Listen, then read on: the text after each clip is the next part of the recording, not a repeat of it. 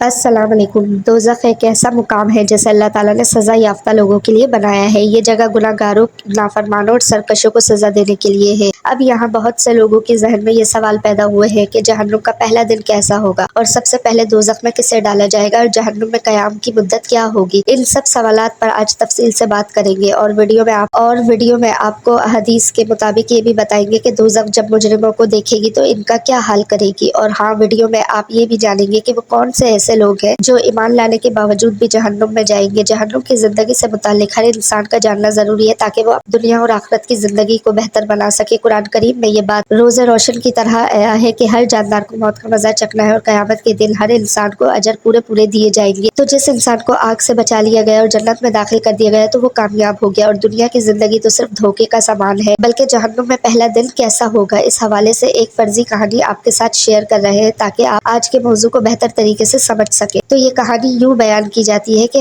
حارث بے ہوشی کی حالت سے بیدار ہوا تو اسے کچھ سمجھ نہیں آ رہی تھی کہ وہ کہاں ہے اور اس کو کیا ہوا ہے۔ کچھ دیر اپنے آپ کو سنبھلنے کے بعد اس نے ادھر ادھر نظر دوڑائی تو اسے ہر شخص خود میں مصروف نظر آیا۔ اس نے بڑی عمر کے ایک شخص کو روکا اور حارث نے گھبراتے ہوئے پوچھا کہ بابا جی، یہ کون سی جگہ ہے؟ تو بابا جی بولے، ابھی نئے نئے آئے ہو تم؟ کیا مطلب؟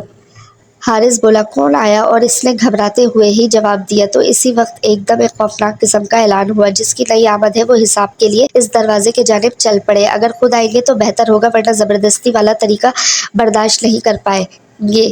حارث کے پیروں تلے سے زمین نکل گئی اور وہ سب کی دیکھا دیکھی بھاری قدموں کے ساتھ سب کے پیچھے اس دروازے کی طرف چل پڑا۔ دروازے کے قریب جاتے ہی وہاں ایک خوفناک شکل کی عجیب مخلوق نے روکا اور رعب سے بولا، نام بتاؤ۔ حارث بولا، میرا نام حارث ہے۔ اب وہ عجیب مخلوق بولی، وجہ موت بتاؤ، تمہاری موت کیسے ہوئی؟ تو حارث نے گھبراتے ہوئے جواب دیا، کیا مطلب میں مر گیا؟ لو جی، ایک اور ہے جس کو موت کا نہیں معلوم۔ وہ مخلوق کسی اور کو مخاطب کر کے بولی، ادھر بھیج دو اس کو۔ ایک اور مخلوق بولی، اور پہلے ہی مخلوق نے حارث کو دوسری طرف جانے کا اشارہ کر دیا۔ وہ بھاگ کھڑا ہوا اور دوسری جانب چل دیا۔ دوسری مخلوق کے سامنے جا کر کھڑا ہوا۔ اس مخلوق نے حارث سے پوچھا، تمہیں کچھ یاد ہے؟ آخری بار تمہارے ساتھ کیا ہوا تھا؟ تمہاری موت کیسے ہوئی تھی؟ کیا تم کبھی بیمار تھے کہ لمبی بیماری کاٹ کر آئے ہو، یا تمہارا کسی حادثے میں انتقال ہوا ہے؟ وہ مخلوق رعب سے بولی، حارث سے بولا نہ گیا، بس آنکھوں سے آنسو نکل آئے۔ اور اس مخلوق نے کہا، رونے کا کوئی فائدہ نہیں، جو پوچھا ہے وہ بتا۔ اور اتنے میں دوسری طرف سے ایک شخص نہیں کرتا ہوا چیختا ہوا اچانک زمین کھلی، شعلے باہر نکلے اور اس کے اندر دھکیل دیا، اور پھر زمین پھر سے بند ہو گئی۔ بچی کچی ہمت بھی حارث ہار گیا اور وہ مزید ڈر گیا، اور وہ زمین پر بیٹھ کر رونے لگا۔ کھڑے ہو جاؤ، اللہ کے نافرمان بندے۔ مخلوق نے غصے سے بولا، میں نافرمان نہیں، میں مسلمان ہوں، نبی کریم کا امتی ہوں، اور میں کلمہ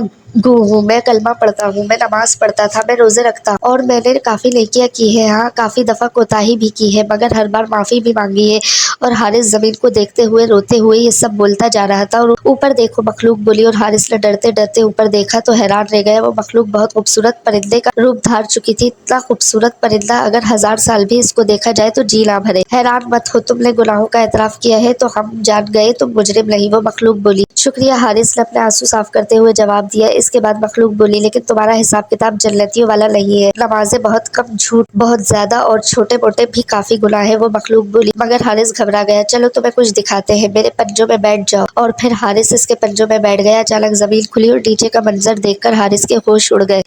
اس نے دیکھ کہ کچھ لوگ آگ کے پتھر کھا رہے تھے، کچھ لوگ لاوے میں ابل رہے تھے، کچھ لوگ اپنے آپ کو کھا رہے ہیں، کچھ لوگ اپنے بھائیوں کا گوشت کھا رہے ہیں، کوئی کوڑے کھا رہا ہے، کسی کا دماغ میں پگھلا ہوا سیسا ڈالا جا رہا ہے، کسی کے منہ میں ابلا ہوا پانی ڈالا جا رہا ہے، کوئی آگ کے تندور میں الٹا لٹک رہا ہے، کسی کی آنکھوں میں گرم آگ کا نوکیلا سریا ڈالا جا رہا ہے۔ ان سب کے دماغ ابل رہے ہیں، ہر طرف چیخ و پکار تھی، ہر طرف ایک ایسا عالم ہے جس کو بیان کرنا ممکن نہ تھا۔ حارث چیخا چلایا اور کہنے لگا، خدا کے واسطے مجھے یہاں سے لے چلو، خدا کے واسطے مجھے یہاں سے لے چلو۔ وہ مخلوق بولی، جانتے ہو ان سب کو اللہ کی طرف سے سزا ملی ہے؟ نہیں، میرا اللہ تعالیٰ اتنا ظالم نہیں۔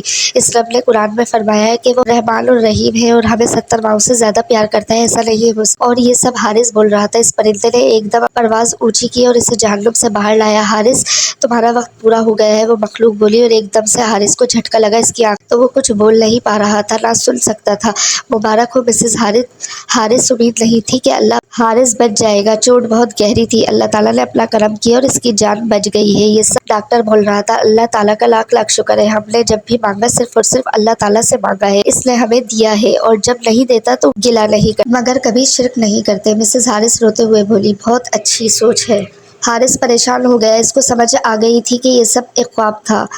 اگر حدیث کا مطالعہ کیا جائے، قرآن کریم کا مطالعہ کیا جائے، اسلامک کتب کا مطالعہ کیا جائے اور جہنم کے جو حالات ہمارے علماء نے بیان کیے ان کا مطالعہ کیا جائے، شاید حقیقت کچھ ایسی ہی ہوگی جن میں جہنم کے اندر مختلف گناہ گاروں کو مختلف طرح کی سزائیں دی جائیں گی، جو آپ نے اس ویڈیو میں ملاحظہ کیا ہے۔ جیسا کہ ابھی ہم نے آپ کو فرضی کردار کے ذریعے جہنم کے پہلے دن کے متعلق بتایا، لیکن حقیقت میں جو 3 لوگ جہنم میں سب سے پہلے جائیں گے، یعنی کہ جہنم کی آگ بھڑکانے والا ایندھن بنیں گے، ان کے متعلق آپ سن کر حیران رہ جائیں گے۔ روز محشر جب اللہ تعالیٰ رب العزت حساب کے بعد لوگوں کو ان کے ہاتھ میں نامہ اعمال تھمائیں گے، جس شخص کو دائیں ہاتھ میں نامہ اعمال دیا جائے گا وہ جنت میں جائے گا اور جسے بائیں ہاتھ دیا جائے گا وہ جہنم کی آگ کا ایندھن بنے گا۔ قیامت کے دن پہلے جن 3 لوگوں کو جہنم میں بھیجا جائے گا، ان میں ایک عالم، ایک شہید اور ایک مالدار آدمی ہوگا۔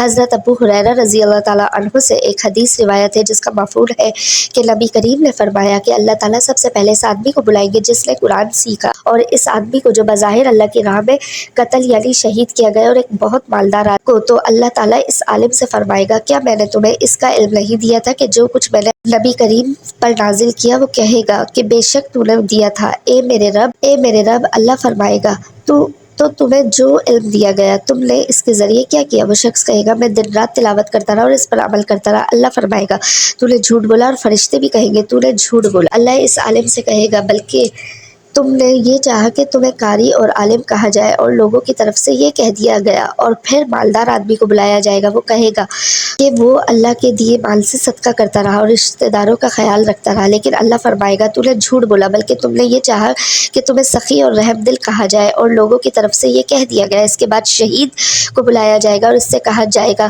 کہ تم کس وجہ سے قتل کیے گئے؟ وہ کہے گا مجھے آپ کی راہ میں جہاد کرنے کا حکم دیا گیا تو میں نے قتال کیا، یہاں تک کہ میں تیری راہ میں قتل کر دیا گیا۔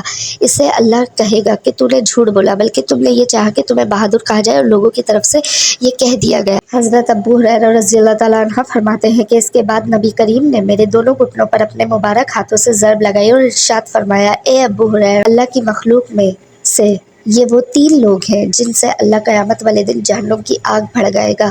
اللہ ہم سب کو ریاکاری سے بچنے کی ہمت دے۔ اللہ پاک ہم سب کا خاتمہ ایمان پر کرے، آمین۔